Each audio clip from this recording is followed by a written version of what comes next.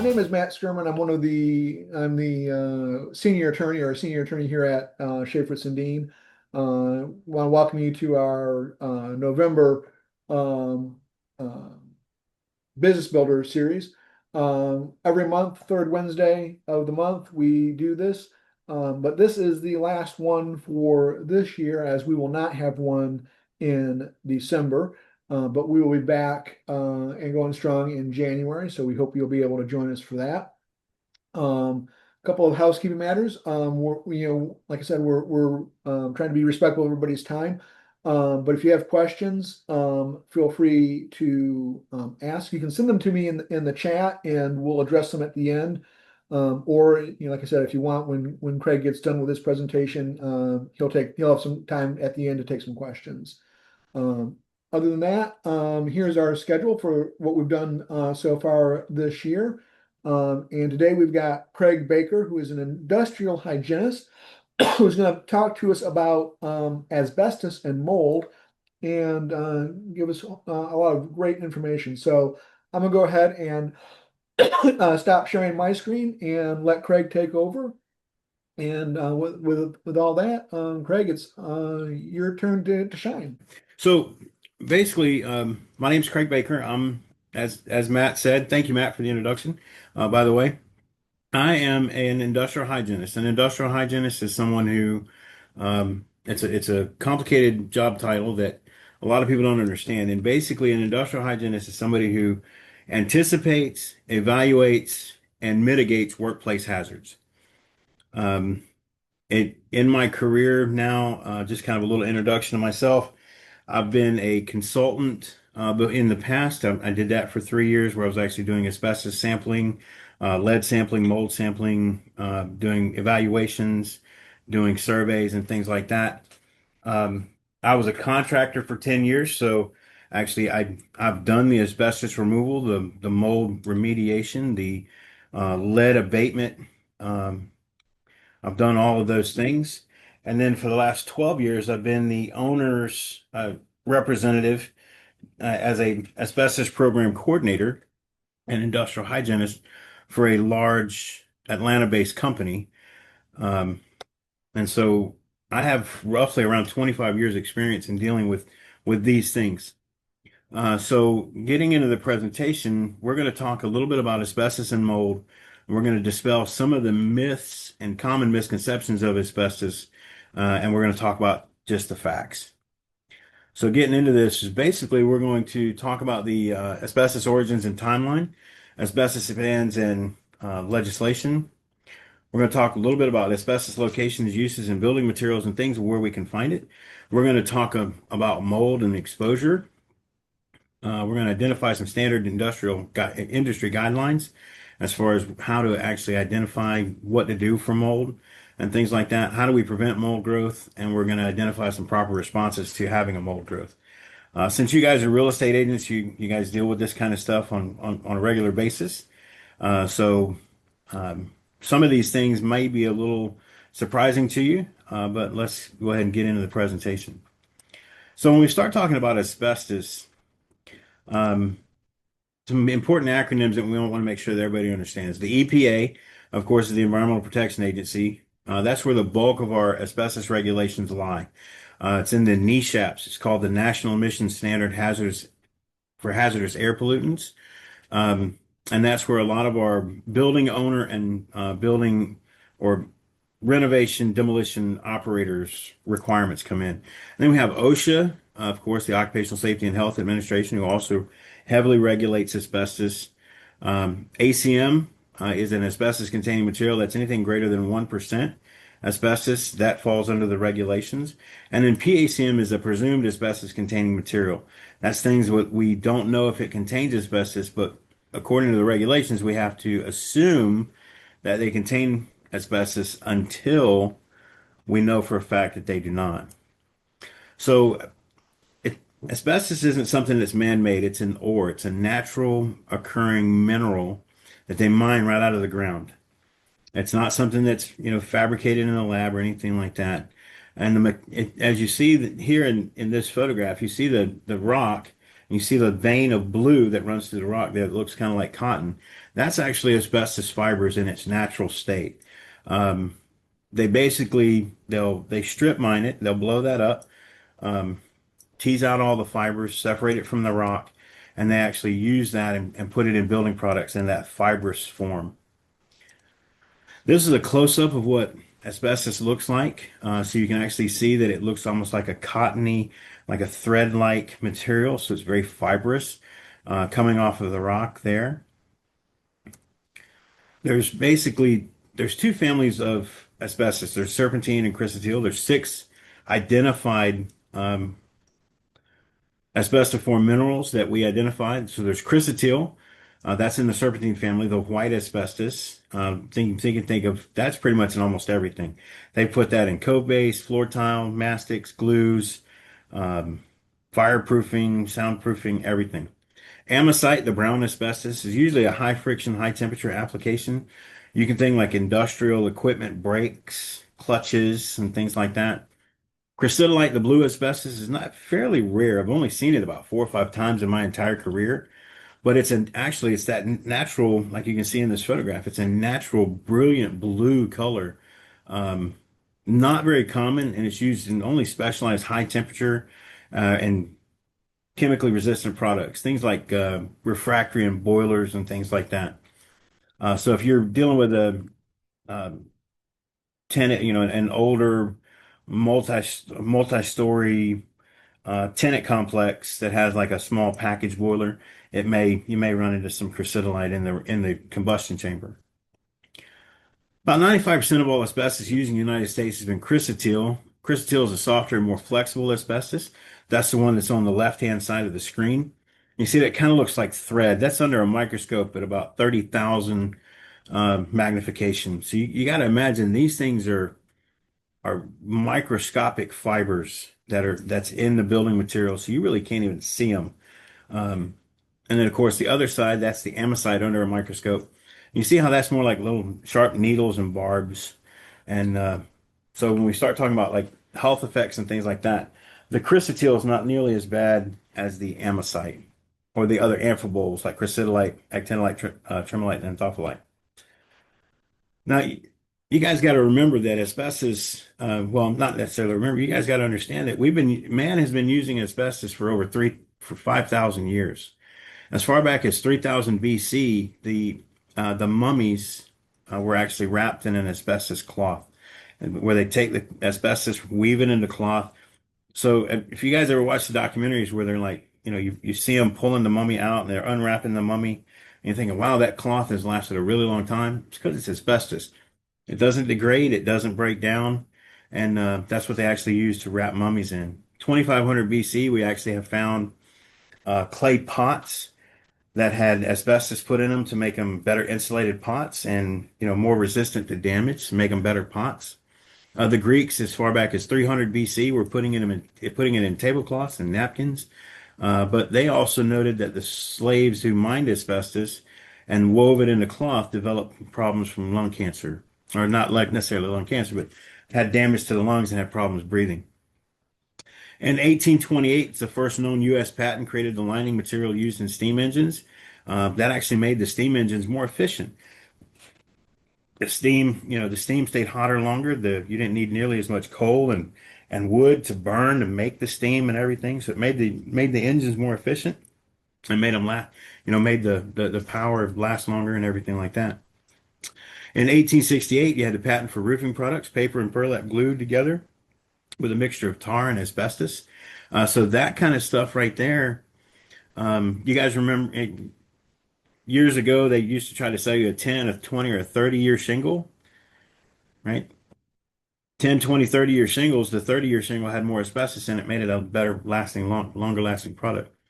In 1906, the first known U.S. patent for using it in brakes to minimize wear. But throughout from about 1900s up until about 1970, 1980, they used asbestos in absolutely everything. Everything from theater curtains, government filing cabinets, space program. They even used it to filter out oxygen from water and submarines. Um, but I mean, it's prolific, the kind of uses that they put this stuff in. This right here, it was known as the miracle mineral. Why was asbestos so great? It doesn't burn. It will not burn. You cannot burn it away with a blowtorch. It has insulating qualities, so it doesn't transfer heat, hot or cold. It's non-conductive, so it doesn't transfer electricity. It's chemically resistant. You can take it and put it in a vat of acid. The acid will literally denature and turn into salt water before the asbestos goes away. It can be woven into cloth, made into products like that. It provides tensile strength for products, so you can think of it almost like rebar and concrete. So how rebar and concrete makes the concrete last longer, makes it more sturdy so it doesn't break up. Asbestos within floor tiles and glues and stuff like that on a microscopic level adds that same kind of lattice weave work that makes the products last longer. It makes them better, longer lasting products. It's not soluble in water. It will not go away. It's cheap and it's naturally occurring, right? This stuff, it's a mineral. You just mine it out of the ground. Okay. Around the turn of the century, to give you an idea how popular asbestos was, at the New York World's Fair, there was an asbestos man statue there to greet the visitors, right? Asbestos was seen as a true, you know, symbol of progress that, we were getting somewhere. Now, what year did they ban the asbestos? I've heard everything from 1950 to 1980s. And unfortunately, in this country, asbestos is not banned. Asbestos has been banned in more than 50 countries around the world, including all of the European Union. Um, but it is not banned in the United States. Okay. So this map right here actually shows you the bans of asbestos. So our northern neighbor Canada is actually banned asbestos. Mexico in red down there below us is a prolific user and importer of asbestos. They put that stuff in a lot, they still currently use it in a lot of products.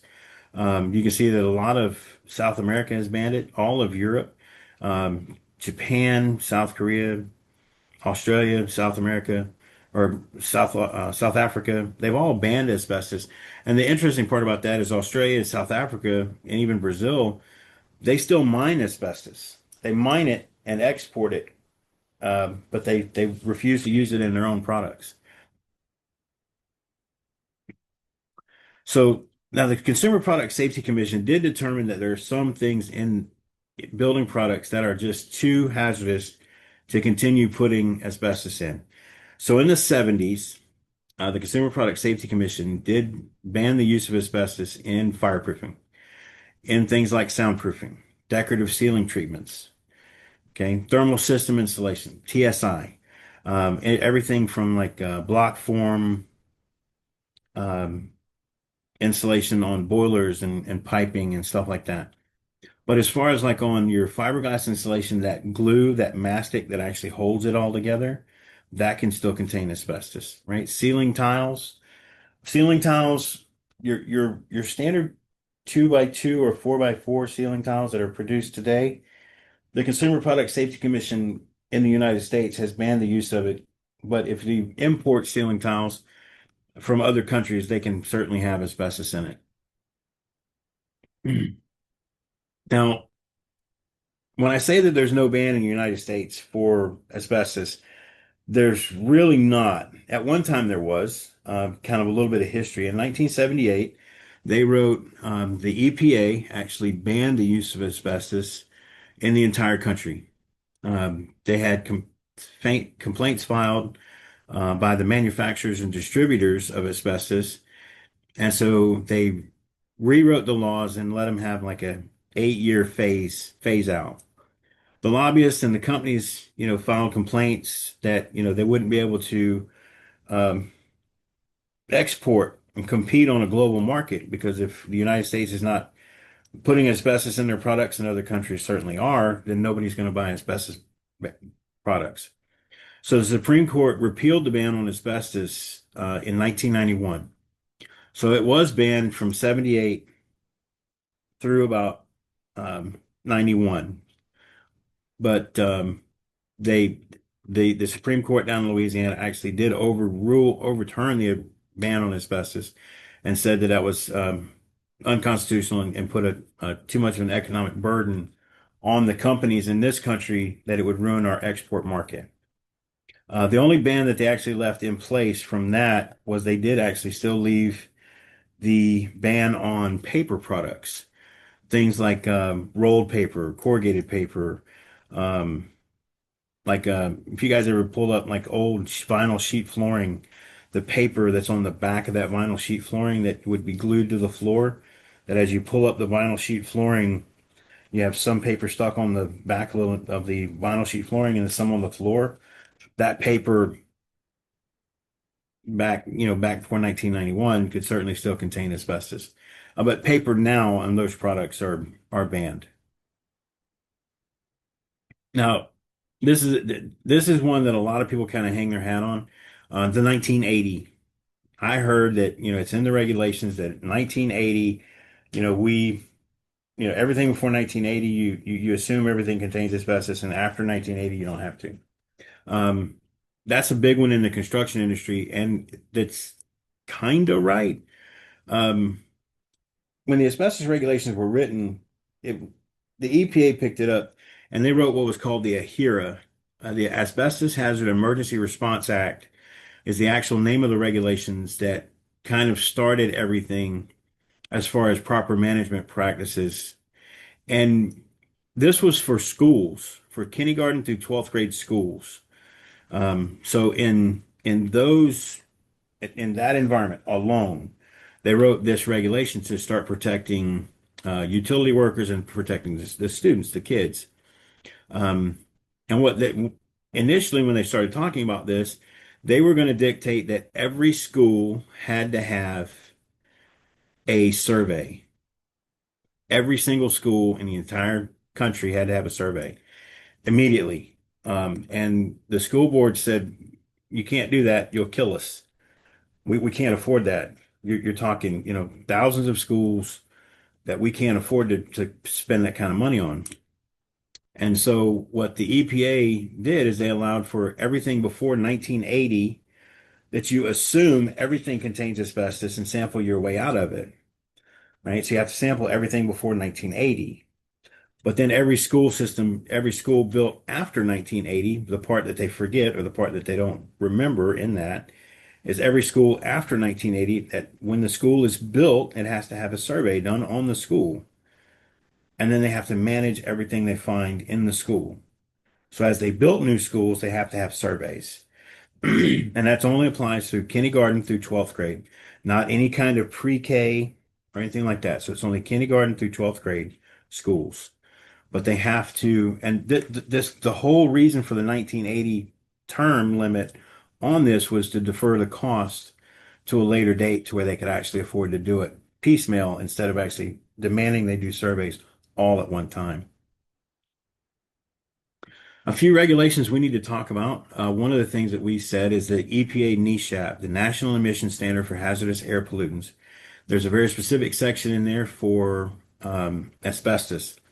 Now, I will tell you that there's a single family home exemption. Anything that's a single family home is exempt from the EPA NESHAP, and it's up to units that have four or under houses. So if you have a quadplex, a triplex, or a duplex, it doesn't literally fall under the NESHAP regulation.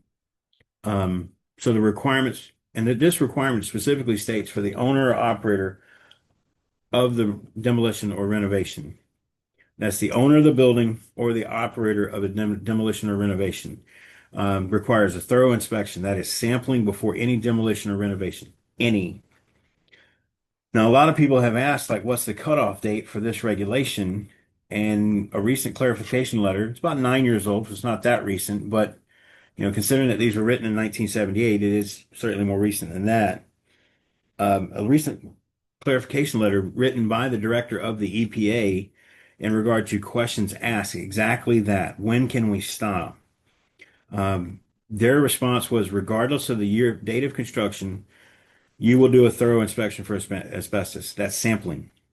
Okay. And that letter was written in 2016.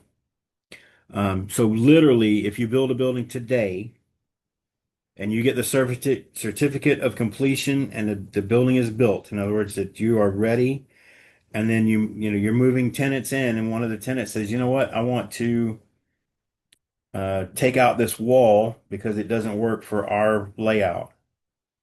That becomes a renovation. You fall under the EPA NESHAPs and you have to sample for asbestos.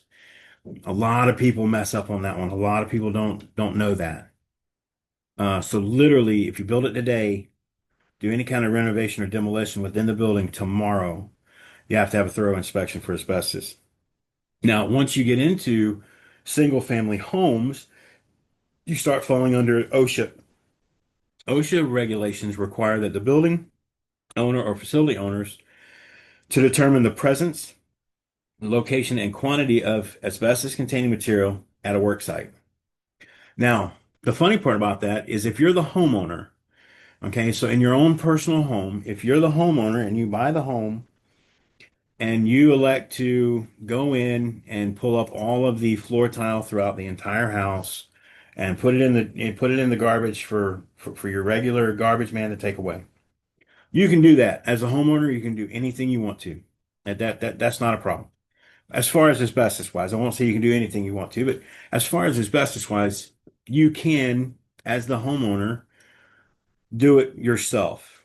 Even if you got a couple buddies over and it's um, you know, some drinks and pizza and stuff like that, and they're doing it with you, you're still the homeowner.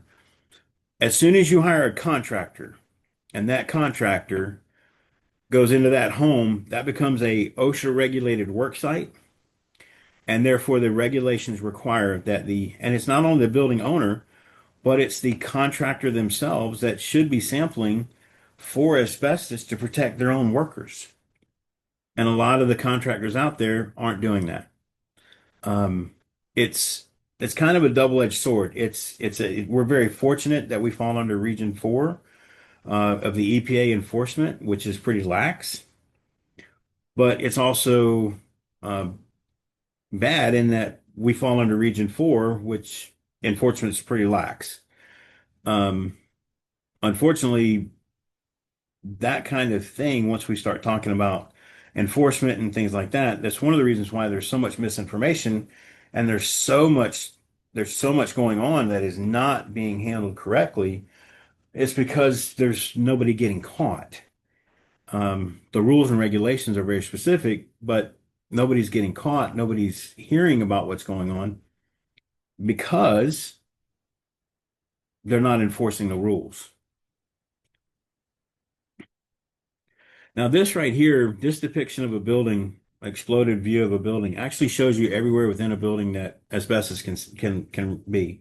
And you see that it's pretty much everywhere. It can be on the floors and everything from vinyl sheet flooring to laminate composite flooring to carpet glues to floor tile, the glue that holds the floor tile to the ground.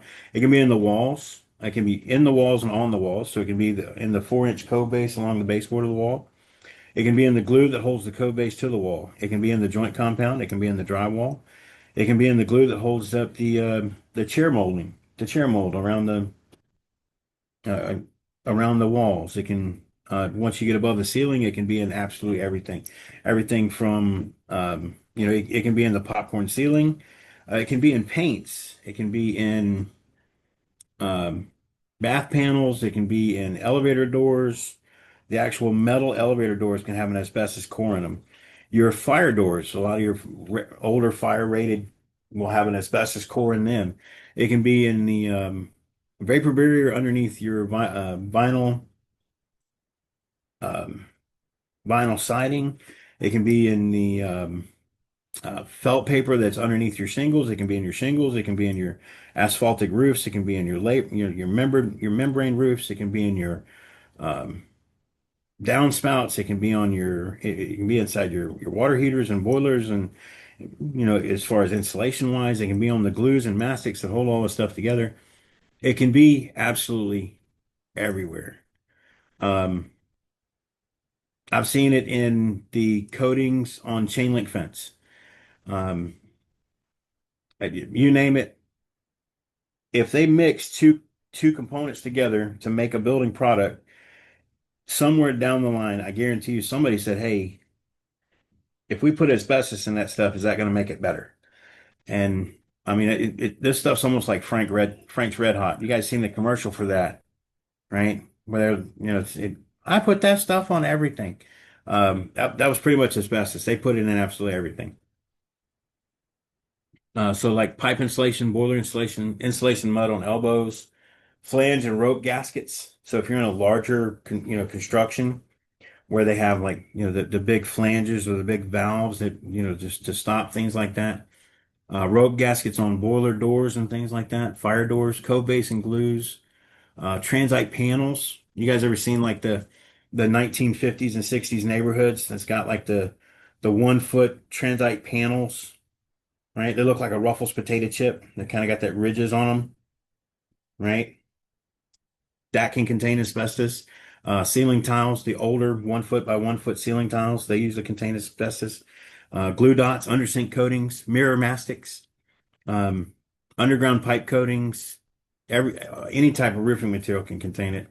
Rubberized coatings, plaster, drywall, joint compounds, workbenches, countertops, glues, stovepipes, fireplace flues, tile grout. Um, I recently saw it in the grout on a brick pavered landing on the front of a building. Fireplace inserts and logs. It can be a vermiculite. Um, I mean, you name it. Like I said, the EPA has an estimated over 3,000 building products that may contain asbestos. Some of the more unique or strange uses of asbestos, fake snow. As you see there, that depiction from the Wizard of Oz, the original Wizard of Oz, all of that white powder that you see that's actually falling down and raining down on them and coating them, that is 100% pure chrysotile asbestos that they were literally up in the rafters of the soundstage and literally throwing it out by the handfuls and just sprinkling it out and letting it fall down on them um, in that scene. They used to use it in toothpaste. You know how your toothpaste says Arm& and Hammer? That's baking soda that they put inside the toothpaste as the aggregate to scrape the tartar off your teeth, an abrasive. They used to they used to put it in toothpaste, baking sheets. Um, you know, that whole thing of nothing says loving in the oven like grandma's cookies and asbestos. Um, why wouldn't you want to put it in the paper products you're putting in the oven, baking at 350 degrees? It'll keep it from catching on fire. Tablecloths. The Greeks were actually famous for that. They would put it in tablecloths, and back then, when manners weren't quite so, um, table manners weren't quite what they are today. All the food and wine and everything that was spilled on the tablecloth, they would basically just clear the dishes and silverware and take the tablecloth and throw it in a gigantic bonfire, burn off all the grease and food and wine and everything that was spilled on it. And then when all that was had an opportunity to be burned away, they would take it out, shake the ashes off of it, and put it back on the table. They used it in surgical thread because if it was cotton inside of your body would dissolve it. And if they had done it on like a heart valve or something like that, that they needed it to last a long time, so you give your body an opportunity to heal. They use it on interior surgical thread, hair dryer linings. Um, so if you ever get like an old hair dryer, like your grandmother used to have, um, inside lining of that hair dryer, it was metal, but you could hold the outside of it metal, and the air coming out of that thing's like 5,000 degrees. Basically cook a steak with that hair dryer. The reason being is because it was hot like that, but you could hold it and touch the metal of it because it was actually lined with asbestos. They put it in clothing, made it shoes and in insoles. They put it in dish towels, gas masks, cigarette filters. Kent cigarettes in the 1950s actually had chrysotile asbestos inside the filters. As you can see here, the center down there, the original Molder's asbestos shoe, um, they were literally advertised as being fireproof. You can tell how old it is because it's $2 for a pair of shoes, but it made them better shoes. It made them, good work boots because they wouldn't catch on fire. Um, it's just amazing some of the places that they've used asbestos. And if you look at the Wizard of Oz photograph, you look over to the right hand corner down there, you see the asbestos pure white fireproof snow. That's actually a box of a picture of a box that they used to sell that in stores like Target and Walmart back in the day. I guess it would have been like Sears and Roebuck and J.C. Penney back then. Um, but you could actually buy a box of it, take it home, and sprinkle it on your Christmas tree or around your train set or Santa's village. Let your kids play in it for Christmas. So it was actually used as a decoration for the general public, the homeowners to use. So just to kind of wrap up, asbestos certainly isn't banned, so you need to be very careful of what you get into. Now, we're going to kind of switch gears a little bit and talk a little bit about mold. That's kind of the bane of everybody's existence, especially living down here in the South, with the amount of humidity and everything we get. So we're going to dive right into the mold portion of this. So mold is basically microscopic fungi that break down dead organic matter. Um, they've been around for thousands of years. Some species, of course, have been made into medicines. Some are edible. Of course, these are fungus. So things like mushrooms and truffles, right? There's a plethora of different colors. And in building products, they are not a hazardous waste. Okay. Um, where can you find mold? Mold is everywhere. It's in the indoor environment, it's in the outdoor environment. You can't get rid of it. Okay. Um, with the emphasis and of course, a lot of people right now, they're talking about how mold it's like over the last 40 years, mold has become a prolific problem. Like they didn't have these kind of mold problems back in, the 40s and 50s. And the reason being the buildings weren't such tight. Those buildings breathed, they had gaps in them, which means that if you had water, if you had humidity inside the building, humidity goes from high concentration to low concentration. So if there was high humidity outside, it would pour into the building. But when the humidity outside would dissipate, like right now, the humidity, I tested humidity outside the other day, it was like 20% and can be as high as 100%. So it would naturally flow out of a building. And with the tight environments that we're trying to put on buildings now, you trap moisture inside the building. It can be indoors as well as outdoors. Okay. Indoors, like I said, it breaks down dead organic matter. Okay. You're never going to get rid of it. It's food. Basically, mold growth is very simple. Okay. You will always have spores. Spores, mold spores, you can't get rid of them. When you're out, when you personally are outside, walking around your body, your clothes, your hair, on your hands, on your feet, you pick up mold spores. They're naturally flowing around outside in the air. It's normal, right? They break down dead plant matter, dead organic matter. That's what, the whole circle of life. They break down trees and stuff like that. Dead trees and all that kind of stuff, dead leaves, that's what eats all that stuff. So it's naturally occurring outside. When you walk inside of a building or even when you just open the door, spores come into a building. Okay. On a larger scale building, we even have fresh air intakes that literally pull fresh air in from outside. If they're pulling air from outside, it's pulling in mold. We're introducing it into the space. This chart right here shows you just what it takes for mold. You have to have spores, can't get rid of them. You have to have nutrients. Nutrients can be everything from the type of adhesives they put in carpet to the paper on the back of drywall, um, to dust, to any type of fabric, any type of books, any type of paper. Because that's all paper is a processed dead tree. So anytime that you have moisture inside of a building, you're always going to have nutrients and you're always going to have spores. So that's the only three things that mold needs to grow. Now, there's a lot of mold myths out there, and you have to understand that um, the media and sensational news stories have really driven it up. And there's been some really high, payouts on lawsuits and things like that for mold. And so it's got a lot of attention, and there's a lot of misrepresentation of what mold is, and how toxic it can be.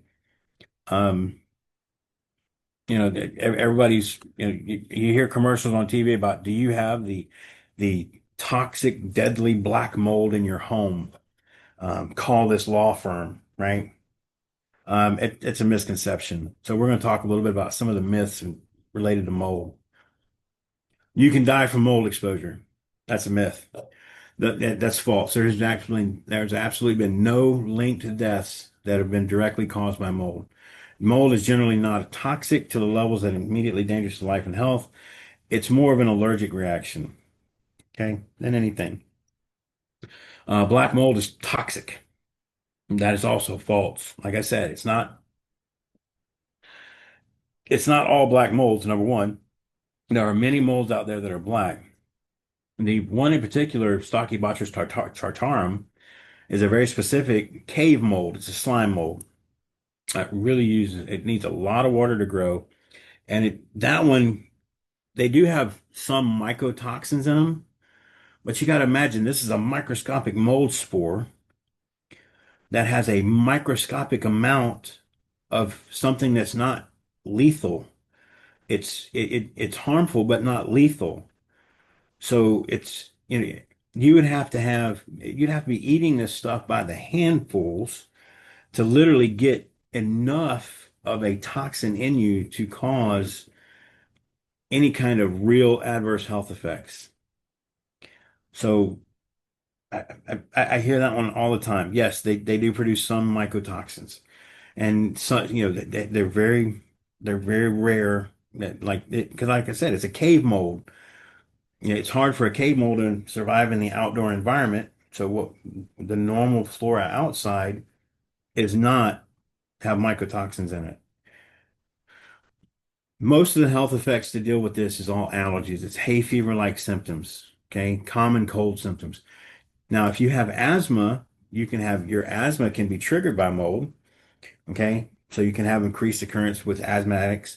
They can have a heightened sense of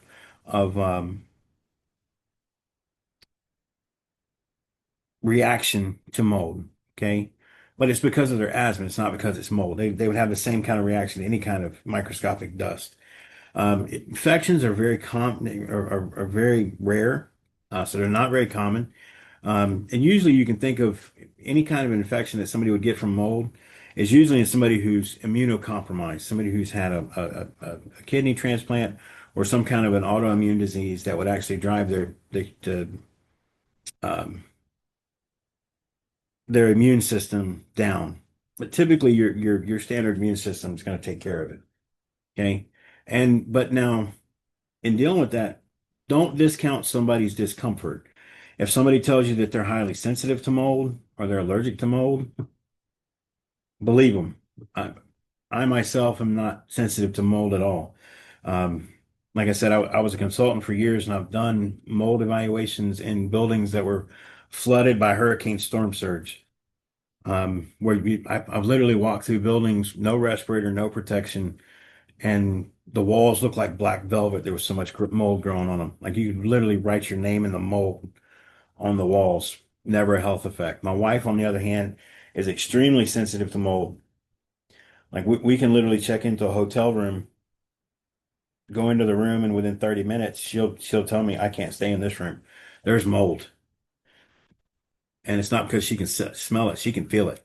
Like her chest will start to tighten up, she'll start to get a headache, her sinuses will start to, her nose will start to run and everything, and she just can't be in there. She'll be, you know, she'll be full blown allergic reaction by the time the morning shows up.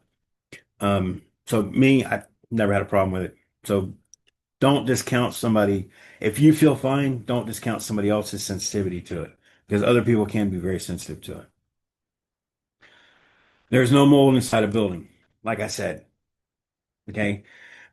I hear this one a lot with people saying, I want a mold-free environment. That's where I want it. It's not going to happen. And the problem you run into is a lot of people, they'll go get the home test kits, right? It's a petri dish. They sit somewhere, a mold spore lands in it, and it grows. And they're like, look, there's mold in here. I'm dying. It, it's normal to have mold in a building.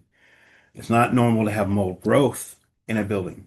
Mold growth indicates that you don't have the moisture control under control in a building. So that's the key thing, right?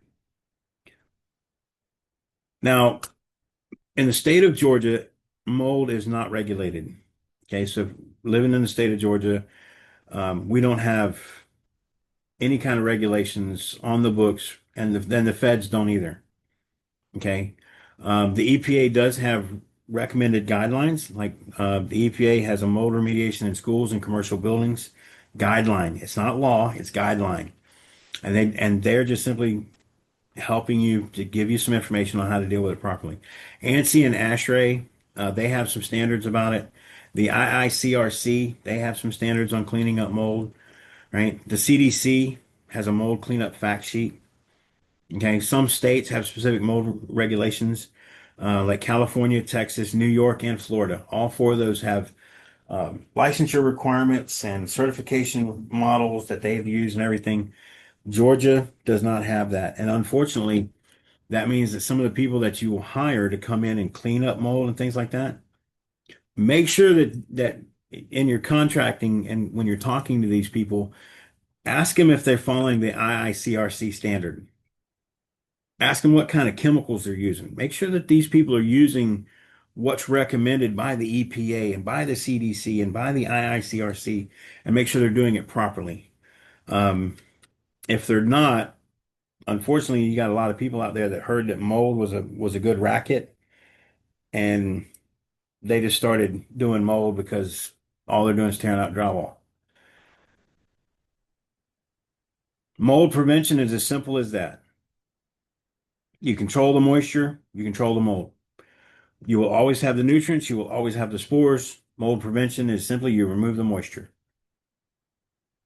The best way to do that is control indoor moisture. Okay. Damp buildings not only have mold issues, but attract rodents and other pests. You want to remove any visible mold, moisture. You want to dry areas within 24 to 48 hours.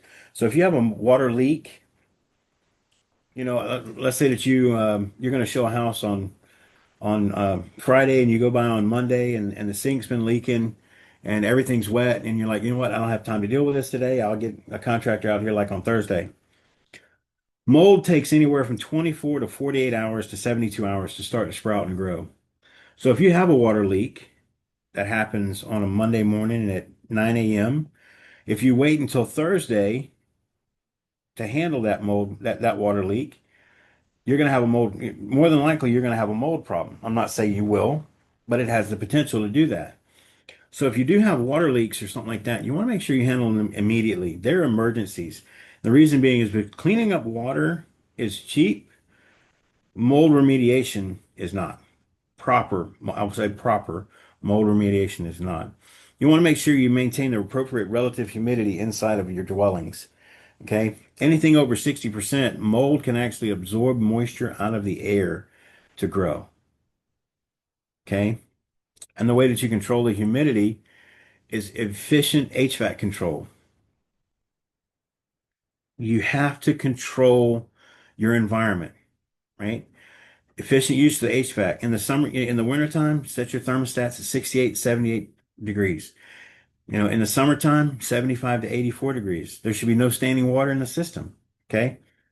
Now, as realtors, I will say this, as realtors, a lot of you, if you have a house that you're trying to cut down on your power bills, the lower your power bill, the more profit you make at the end of the sale. If you have a house that you've had a hold of for, that it's vacant, there's nobody in the house, and you have a hold of it for 4 months during the summertime, it's very common for you guys to go in and cut off the HVAC, cut off the air conditioning, and let it sit hot and unregulated for like 2 weeks. And then you show up on Thursday and turn the AC on for the open house you're having Friday, Saturday, and Sunday.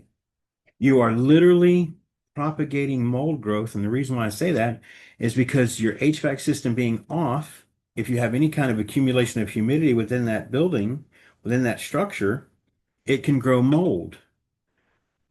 So as realtors, you're setting yourself up for mold growth, and then you go in and you wonder why all of your staging furniture has mold growing on it when there's nobody living in the house. It's because you shut off the HVAC system, right? So you have to run the HVAC system to regulate the humidity levels within the space, right? Make sure you keep your windows closed, right?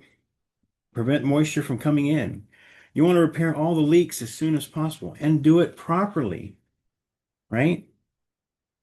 Um, One of the things that a lot of people will do is let's say that you've got a kitchen cabinet and the sink leaks, the faucet leaks underneath the kitchen cabinet. So you go in and you cut off the water and you clean up the visible water and you leave the cabinet doors open and then you shut off the HVAC and you leave. You didn't dry everything out. You have to get a dehumidifier to pull the moisture out of the air and to pull the moisture out of the building materials. You got to get a fan put on it. You got to do proper drying techniques to suck up all that excess moisture. You may have cleaned up what you could visibly see, but everything that soaked into your wood and everything that soaked into your carpet and everything that soaked into all the other building products, you have to dry all that stuff up. And the only way to do that is using proper drying techniques. You want a dehumidifier, right? That way you suck the moisture out of the air, dump it down the drain as water, and that way that your building materials are dry. You want to make sure you use proper equipment, right? Don't just use a towel. You want to use a wet vac, right? You want to suck up as much water as you possibly can, okay? Along with that, make sure that the companies you're using is using a fungicide. I cannot stress to you enough that bleach does not kill mold. If you have mold and mildew in your shower at home and you're cleaning it off with bleach and you keep doing it every 2 weeks, that's because you're bleaching off the color, you're wiping off what you can wipe off and what you can physically see, and it's growing back because bleach does not kill the spore. It doesn't kill mold. You have to kill it by using a fungicide and use it properly. You can't spray with one hand and wipe off with the other. It has to have time to call what's called dwell time.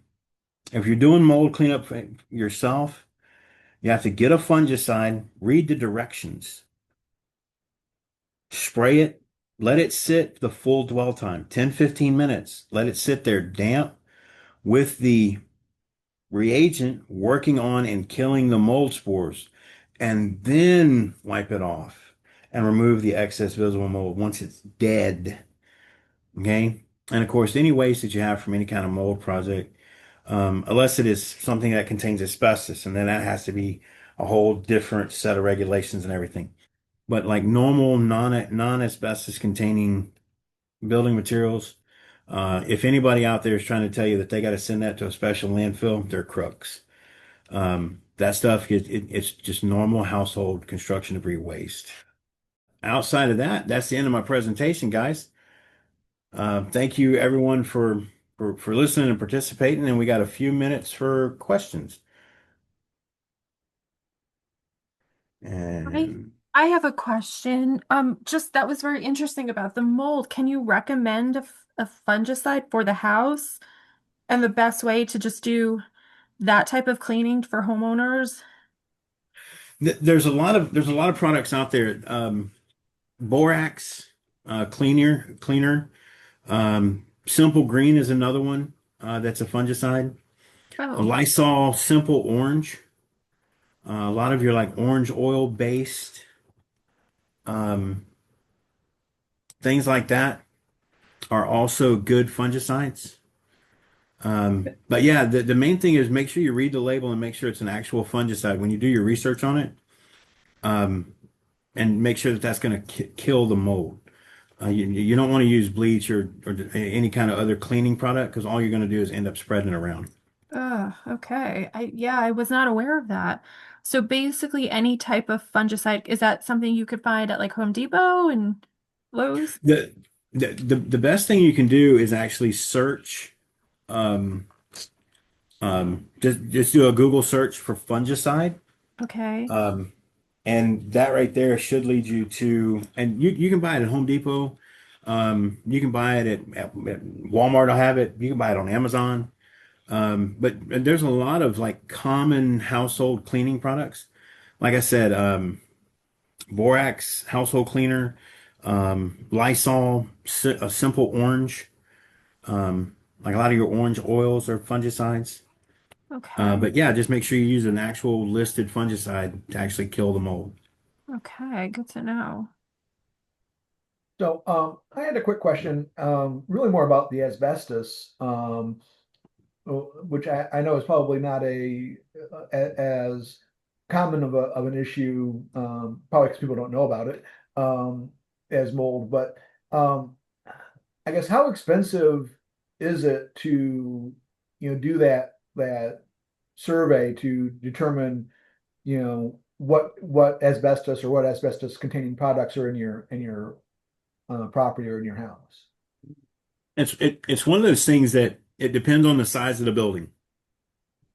Okay. Um, and the only reason why I say that is you got to imagine that these guys are running around.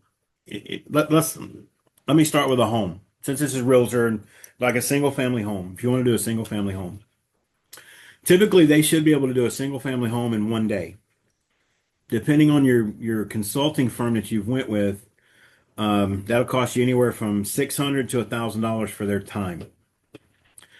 Then, depending on their sampling protocol, they're going to pull anywhere from 40 to 60 samples out of your home. Okay.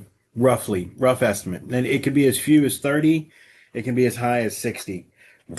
And those usually charge about $10 a sample, 10 to $15 a sample. So if they pull, let's say 50 samples at, let's say $15 a sample, that's another $750. Um, so with a contracting fee for their time of let's say $800 plus a sample, the sample is costing you 750, you could be looking at $1,550 anywhere, but typically a one family home should cost you under $2,000. Now, if you I start guess, getting into bigger, bigger commercial type, couple stories, um, we I recently had a 7-story building sampled for $30,000. I guess the other question I have then is that something that should keep people up at night, and should we be laying in our beds worrying, about asbestos in the shingles and in the walls and whatnot, or is it kind of a low grade risk, for lack of a better term? I'm just kind of trying to figure out is it a great value add to do this on a property before you list it, or is it a waste of money? Is I guess what it comes down to. Well, I'll say this. If you're not planning on doing any demolition or renovation, there is absolutely no risk from any type of asbestos getting out into the environment. As long as the building materials aren't being disturbed, they're locked in. They're not going anywhere. It's not like radiation where if it just sits there on the countertop, you're being exposed to it, right? It's not like that. It's not like a chemical where it off gases or anything like that. It's a physical particle. You have to turn something to powder for it to get out. Now, if you're going to go in and gut a home, let's say that it's had a hole in the roof and it's been like that for 6 months and it's all moldy on the inside, and you're going to go in and tear out all the drywall and pull up all the flooring, carpet, linoleum, and redo it all. Yes, you definitely want to do that to number one, protect the workers that are doing the work, and then also to make sure that you're protecting the final homeowner, because all of that dust that gets left in the home, it's just going to be stirred up as they live there. It's in the dust. Right. It can be in the building materials, and you can, like asbestos floor tiles, you can walk on them 100 years, and as long as you don't break them, you're fine. Okay, so so for some of our investor clients who are doing fix and flips, or where they're going in and doing a tear out and rebuild, it would certainly be something to figure on the budget, for their repairs. I mean, Correct. And unfortunately, a lot of times when you start talking about that, because they're, and like I said, I'm not being derogatory in any way. I'm using this as strictly the definition of the term. Unfortunately, there's a lot of ignorance out there that people just don't know about the hazards of asbestos, and they think it's a non-issue. So when you start going to them and saying, "Hey, we need to we need to sample for asbestos before you do this renovation," especially when you're talking with the future owner or or somebody like that, if you're going to plan on doing this renovation, you're going to want to get stuff tested. And then their contractor shows up and like, you don't have to do that. They quit using asbestos in the 80s. No, they right. didn't. Well, yes, they Yeah. did. But it becomes an argument because of the ignorance within the industry. And it's not willful, it's not malicious. They're not trying to, ignore the issue for more profit or more money or anything like that. But It's they just truly don't know. just they don't know. So I guess kind of a follow-up question. Do you see a time where, I mean, given that so many of the, other countries and, especially in Europe and whatnot have banned it, do you see the US banning, asbestos at any point soon, or do you think it's kind of here to stay? It's one of those things that the different administrations try it. Um, and this isn't in any way political whatsoever. In Trump's first term in office, um, he instituted a SNUR, what has been disapprovingly called the SNUR. It's a significant new use rule. That was something that was banned back in 91. Is the Supreme Court said if it has asbestos in it, you can use it, but if it doesn't, you can't put it in new stuff. So they had a significant new use ban. The Trump administration actually said that if you have a significant new use of asbestos, you can apply to get it approved. So they took a step backwards away from a ban in the first Trump administration. Right, the EPA actually legalized a significant new use. So you could make your argument for a significant new use and get it approved, right? And the whole reason why they did that is the chloroalkali production for filters. It was never used in that, but they wanted to use it for filters Right. in chloroalkali production.